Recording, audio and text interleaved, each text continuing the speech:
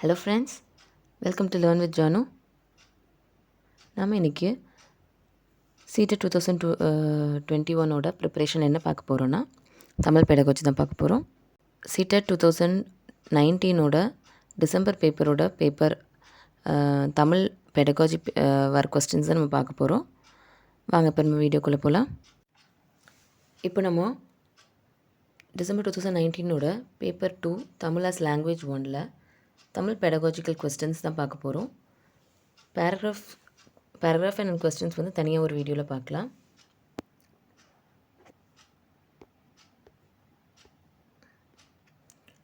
Question number 106, வாசிப்பு திறமை என்பது இது கிடையாது. இதுக்கான ஆப்ஷன்ஸ் பார்த்திங்கன்னா கன்ஸ்ட்ரக்டிவா, இமேஜினேட்டிவா, ப்ரோக்ரெசிவா, டெலிப்ரேட்டான்னு கேட்டிருக்காங்க. இதுக்கான சரியான விடை பார்த்திங்கன்னா வாசிப்பு திறமை எது கிடையாதுன்றது கேட்டிருக்காங்க. ஸோ நீங்கள் கொஸ்டின் படிக்கும்போது நல்லா 1 or 2 டைம்ஸ் படித்து பார்த்துட்டு ஆன்சர் பண்ணுங்கள். எப்பவுமே நெகட்டிவ் ஆப்ஷன்ஸ் அதிகமாக கேட்பாங்க. கிடையாது, எது ஒத்து வராது, அந்த மாதிரி தான் கேட்பாங்க. ஸோ அதுக்கு பார்த்திங்கன்னா கன்ஸ்ட்ரக்டிவ், ப்ராக்ரெசிவ், இமேஜினேட்டிவ்லாம் வந்து வாசிப்பு திறமைகள் தான். அதுக்கான ஒரு மெத்தடாலஜி தான். அப்போது இதில் லெஃப்ட் அவுட் ஆகிறது வந்து கடைசி ஆப்ஷன் டெலிப்ரேட்டுங்கிறது தான். இதுக்கான சரியான விடை பார்த்திங்கன்னா 4வது ஆப்ஷன் டெலிப்ரேட். அடுத்த கொஸ்டின் போகலாம்.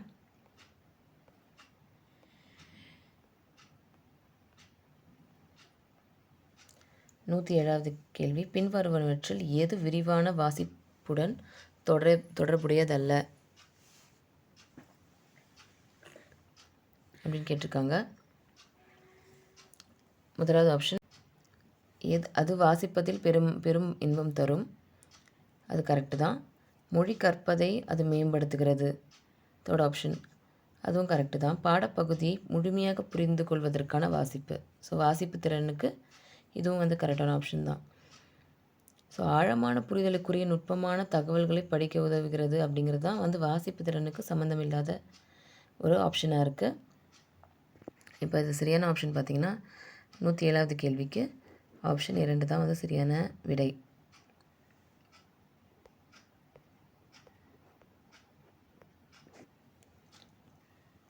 ப்ராசஸ் அப்ரோச் முறையிலான எழுத்து முறை இதன் மீது கவனம் கொள்கிறது. ஓகே, 108வது கேள்வி, ப்ராசஸ் அப்ரோச் முறையிலான எழுத்து முறை இதன் மீது கவனம் கொள்கிறது. சரியான ஆப்ஷன்ஸ் பார்ப்போம். ப்ராசஸ் மட்டும், உருவாக்கப்படும் எழுத்தில் மட்டும், ப்ராசஸ் மற்றும் எழுத்து இரண்டிலும், தெளிவான கையெழுத்தில் எழுதுதல். ஸோ ப்ராசஸ் முறை பார்த்திங்கன்னா ப்ராசஸ் மற்றும் எழுத்து இரண்டிலும் வந்து கவனத்தை செலுத்துது. ஸோ சரியான விடை வந்து ஆப்ஷன் 3. நெக்ஸ்ட் கொஸ்டின் பார்ப்போம்.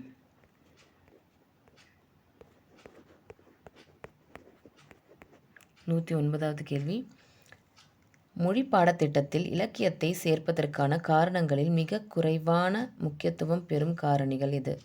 ஸோ எதுக்கு மொழி பாடத்தை சேர்த்துக்கிறோம் அப்படிங்கிற, மொழி பாடத்தில் இலக்கியத்தை எதுக்கு சேர்த்துக்கிறோம் அப்படிங்கிறதுக்கான காரணிகளில் எது வந்து ரொம்ப லீஸ்டான இம்பார்ட்டண்ட்டானு கேட்டிருக்காங்க. ஸோ மொழி பாடத்தில் இலக்கியத்தை சேர்த்துக்கவே கூடாது அப்படிங்கிற மாதிரி ஒரு விஷயத்தை தான் கேட்குறாங்க. ஸோ இது வந்து லீஸ்டான இம்பார்ட்டண்ட். எதுக்காக மொழி பாடத்தில் இலக்கியத்தை சேர்த்துக்கிறாங்க? ஆப்ஷன்ஸ் பார்ப்போம். கவனித்தறிதல், பேச்சுத்திறன் இரண்டுக்கு மட்டும் அது பயன்படுத்துகிறதா? அதுக்கு நம்பகத்தன்மை கொண்ட எழுத்து, மற்றொரு பண்பாட்டை மாணவர்கள் புரிந்து கொள்ள அது உதவுகிறது, மாணவர்கள் தமது தனிப்பட்ட கருத்தை தெரிவிக்க ஊக்கமளிக்கிறது. ஸோ மொழி பாடத்தில் மற்ற பண்பாட்டை தெரிஞ்சுக்கிறதுக்கு இது இலக்கியம் சேர்க்கறதுக்கான சரியான ரீசன் வந்து மற்ற பண்பாட்டுகளை மாணவர்கள் புரிந்து கொள்கிறதுக்காக தான்.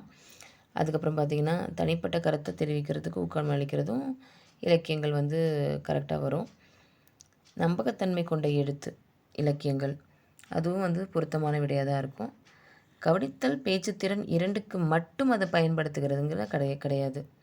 ஏன்னா வந்து கவனித்தல் பேச்சுத்திறனுக்கு பயன்படுது, பட் அதுக்கு மட்டும்தான் இலக்கியம் பயன்படுதா அப்படின்னு பார்த்தா இல்லை. ஸோ அப்போ வந்து 109வது கேள்விக்கு வந்து ஆப்ஷன் 1 தான் சரியான ஆன்சர். வந்து எப்பவுமே நெகட்டிவாக இந்த மாதிரி கொஸ்டின் கேட்குறது வந்து நல்லா கவனமாக ஆன்சர் பண்ணுங்கள். நெக்ஸ்ட் பார்த்தீங்கன்னா 110வது கேள்வி, பின்வருவனவற்றில் எந்த வாசகம் சரியானது அப்படின்னு கேட்குறாங்க. 110வது கேள்வி, நிறுத்தற்குறிகள் ஒரு வாக்கியத்தின் பொருள் மாற்றுகின்றன. நிறுத்தற்குறிகள் ஒரு வாக்கியத்தின் பொருளை அவ்வளவாக மாற்றுவதில்லை. எழுத்தின் அழகை கூட்ட நிறுத்தற்குறிகள் பயன்படுகின்றன. ஒரு எழுத்தின் வாசிப்பு ஓட்டத்தை நிறுத்தற்குறிகள் தடை செய்கின்றன. எந்த வாசகம் சரியானதுன்னு கேட்டிருக்காங்க. இப்போ இது கரெக்டுன்னு கேட்டிருக்காங்க. பாசிட்டிவான கேள்வி. அது நல்லா இப்பவுமே கொஸ்டின் 2 தடவை வாசித்து பாருங்கள்.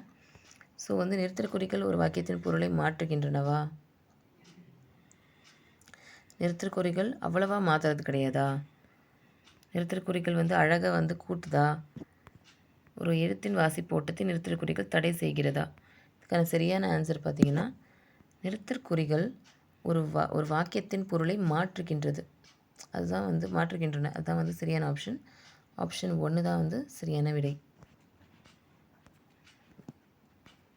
அடுத்த கேள்வி பார்ப்போம். 111வது கேள்வி, மாணவர்களின் எழுத்தை மதிப்பிடும்போது அது மிக முக்கியமாக கவனத்தில் எடுத்துக்கொள்ள வேண்டிய கூறு என்னதுன்னு கேட்டிருக்காங்க. அவங்களோட எழுத்தை நம்ம மதிப்பிடும்போது, அசஸ் பண்ணும்போது எது வந்து முக்கியமாக கவனத்தில் கொள்ள வேண்டியதுன்னு கேட்டிருக்காங்க. சரியான எழுத்து, சரியான இலக்கணம், கருத்து வெளிப்படும் முறை, சொற்களின் அளவு கடந்து போகாமல் அமைத்தல், மரபு வழக்கு, முதுமொழிகள் பயன்படுத்தி எழுதுதல். ஸோ அவங்களோட எழுத்தை மதிப்பிடும்போது இலக்கணம் சரியாக இருக்கான்னு பார்க்குறது கரெக்டு தான். சொற்களில் அளவு கடந்து போகாமல் பார்க்குறது கரெக்டு தான். மரபு வழக்கு இதெல்லாமே கரெக்டு தான். பட் மிக முக்கியமாக கவனத்தில் கொள்வதுன்னு கேட்கும்போது கருத்துக்களை அவங்க சரியாக வெளிப்படுத்துகிறாங்களா அப்படிங்கிறது தான் பார்க்கணும். ஸோ அடுத்தது பார்த்திங்கன்னா 112வது கேள்வி, NCF 2005. இந்த NCF 2005 பற்றி நிறைய கொஸ்டின்ஸ் வரும். நீங்கள் நல்லா படிச்சுக்கோங்க. NCF 2005 இன் வழிகாட்டு நெறிகளில் இணைக்கப்படாதது பின்வருவனற்றில் எந்த ஒன்றுன்னு கேட்குறாங்க. ஸோ NCF 2005 வராத ஒரு பாயிண்ட் என்னென்னு கேட்குறாங்க. இது ஒரு நெகட்டிவான கொஸ்டின் பாருங்கள். ஸோ அதில் வராத ஆப்ஷன் என்ன? அதில் வந்து இந்த மாதிரி ஒரு விதிமுறையே இல்லை அப்படிங்கிறது தான் இதில் கேட்டிருக்காங்க.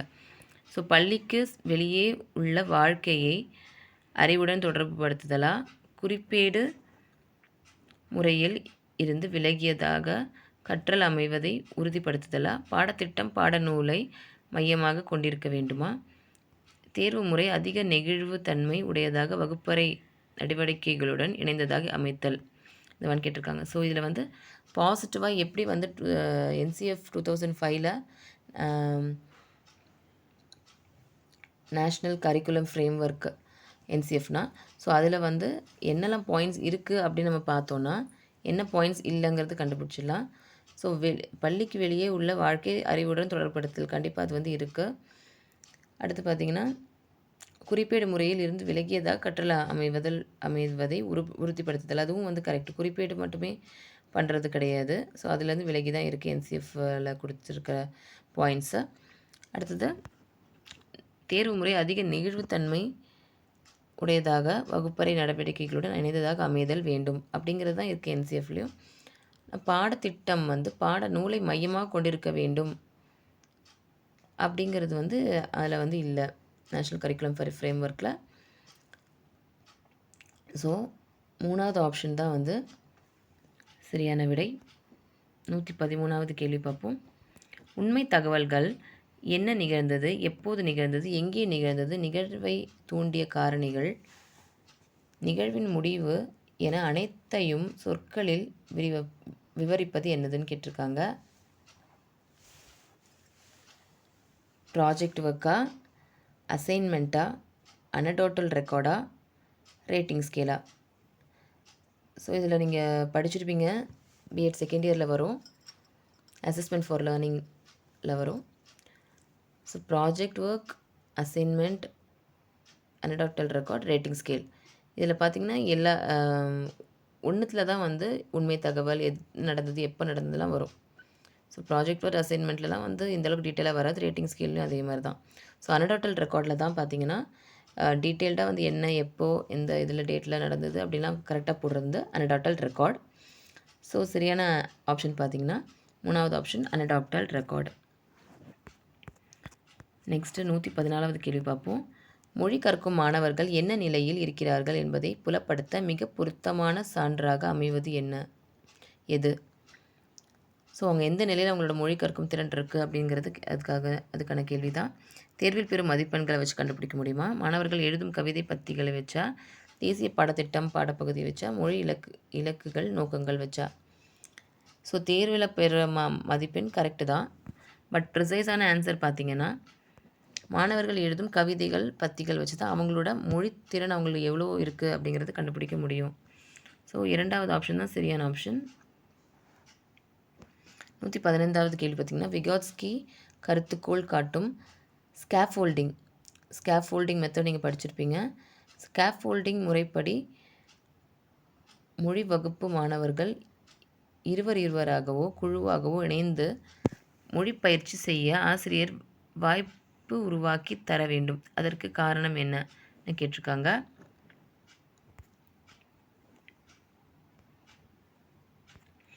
பயிற்சிகளை கையாளுவது ஆசிரியருக்கு இலகுவாக உள்ளதா? மாணவர்கள் தமக்குள் உரையாடி கொள்வதால் ஆசிரியர்கள் ஓய்வு எடுக்க முடியுமா? குழு செயல்பாட்டு உறவு கற்பதற்கான வழிகளை அளிக்கிறது. அது கற்பதை இயல்பானதாக ஆக்கிறது. இந்த ஆப்ஷன் கரெக்டாக. இப்பரிமாற்றம் மொழி கற்பதிலிருந்து மாணவர்களின் கவனத்தை கலைக்கிறது.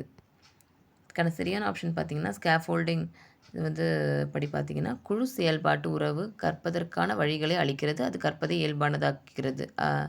இதுதான் சரியான ஆப்ஷன். 115வது கேள்விக்கு ஆப்ஷன் 3 தான் சரியான விடை. அடுத்தது 116வது கேள்வி பார்த்திங்கன்னா மொழி ஒலிப்பு அதன் சேர்க்கையில் இருந்து தொடங்காமல் எளிய வாக்கியங்களில் தொடங்கி கற்பிக்கும் போது மொழி எளிதாகிறது. இதன் காரணம் என்னன்னு கேட்டிருக்காங்க.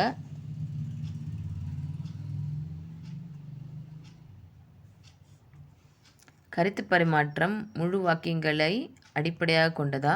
மொழி தன்வயப்படுத்துதலில் உச்சரிப்புக்கு இடமில்லையா? மொழி கற்பதில் இலக்கணத்திற்கும் உச்சரிப்புக்கும் சமமான முக்கியத்துவம் உள்ளதா?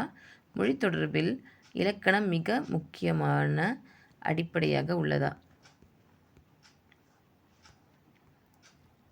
ஸோ இதில் என்ன கேட்டிருக்காங்கன்னா மொழி ஒலிப்பு அதன் சேர்க்கையிலிருந்து தொடங்காமல் எளிய வாக்கியங்களில் தொடங்கி கற்பிக்கும்போது மொழி எளிதாகிறது. அது ஏன்னு கேட்குறாங்க. கருத்து பரிமாற்றம் முழு வாக்கியங்களை அடிப்படையாக கொண்டது. அதுதான் வந்து இதுக்கான சரியான விடை. 116வது கேள்விக்கு ஆப்ஷன் 1 தான் சரியான விடை. 7ஆம் வகுப்பு ஆசிரியர் ஒருவர் யூடியூப் பயன்படுத்தி மாணவர்களுக்கு கற்பிக்கிறார். விஷுவல் மாணவர்களுக்கு வீடியோ, ஆடிட்டரி மாணவர்களுக்கு ரெக்கார்டிங்ஸ், கைனெஸ்தட்டிக் மாணவர்களுக்கு இன்ட்ராக்டிவ் கேம்ஸ் என மொழி வகுப்பில் பயன்படுத்துகிறார். இதில் பயன்படுத்தும் மல்டிமீடியா அனைத்தும் தனித்தனி மாணவர்களின் தேவையை நிறைவேற்றுவதாக உள்ளது. எந்த தேவையை நிறைவேற்றுறதுக்காக உள்ளதுன்னு கேட்குறாங்க. தனித்தனி மாணவர்களின் இத்தேவையை நிறைவேற்றுவதாக உள்ளது. எத்தேவைன்னு பார்ப்போம். மொழித்திறன் வேறுபாடா, கற்றல் திறன் முறையா, கற்றலில் உள்ள குறைபாடா, நம்பகத்தன்மை கொண்ட கற்பித்தல் கருவியா? சரியான ஆப்ஷன் பார்த்திங்கன்னா கற்றல் திறன் முறையை தான் வந்து நிறைவேற்றுது. ஸோ ஆன்சர் வந்து 2வது ஆப்ஷன் தான் சரியான ஆப்ஷன். 118வது கேள்வி பார்ப்போம். காக்னிட்டிவிஸ்ட் அணுகுமுறை என்ற அறிவு முறையில் மாணவர்கள் செய்யும் பிழைகளை ஒரு மொழி ஆசிரியர் இவ்வாறு கவனத்தில் எடுத்துக்கொள்ள வேண்டும். கற்றலில் அது ஒரு இடையூறு, தடை. கற்பதில் அதுவும் ஒரு பகுதி, அது ஊன்றி சிந்திக்க உதவி செய்கிறது. 3வது ஆப்ஷன் அது மறுமுறை நேராத வண்ணம் அவ்வப்பொழுது திருத்தம் செய்யப்பட வேண்டும். 4வது கற்பதில் அவர்கள் கவனம் செலுத்தவில்லை என்பதால் உடனே அவை சுட்டி காட்டப்பட வேண்டும். இதுக்கான சரியான ஆப்ஷன் பார்த்திங்கன்னா கற்பதில் அதுவும் ஒரு பகுதி, அது ஊன்றி சிந்திக்க உதவி செய்கிறது அப்படிங்கிறது தான். Option 2 is the right answer. ஊன்றி கவனித்தறிதல் என்பதன் பொருள் என்னன்னு கேட்டிருக்காங்க. ரொம்ப நம்ம கான்சன்ட்ரேட் பண்ணி கவனிக்கிறது அதன் பொருள் என்னன்னு கேட்டிருக்காங்க. ஒன்றி கவனித்தல், பொறுமையாக கவனித்தல், ஒழுங்குடன் கவனித்தல், கவனிக்கும் சகிப்பின்மை. இதற்கான சரியான ஆப்ஷன் ஒன்றி கவனித்தல், ஃபர்ஸ்ட் ஆப்ஷன். அடுத்தது 120வது கேள்வி. அமைதியான வாசிப்பின் வழியாக ஒரு மாணவருக்கு மிக குறைவாக கிடைக்கும் மொழி கூறு எதுன்னு கேட்டிருக்காங்க. சொல்வளமா, இலக்கணமா, பேச்சுத்திறனா, வாசிப்பு திறனா? வந்து பேச்சுத்திறன் 3வது ஆப்ஷன் தான் சரியான ஆப்ஷன்.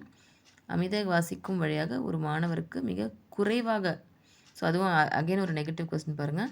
மிக குறைவாக எது வந்து இம்பார்ட்டன்ட்னு கேட்டிருக்காங்க. ஒரு வாசிக்கும் போது எது ரொம்ப குறைவாக இம்பார்ட்டண்ட் நம்மளுக்கு கிடைக்கிது, எது ரொம்ப குறைவாக நம்மளுக்கு கிடைக்கிதுன்னு பார்த்தீங்கன்னா பேச்சுத்திறன். ஏன்னா வந்து வாசிக்கும் போது வாசிப்பு திறன் இம்ப்ரூவ் ஆகுது, சொல்வளம் இம்ப்ரூவ் ஆகுது, இலக்கணம் இம்ப்ரூவ் ஆகுது.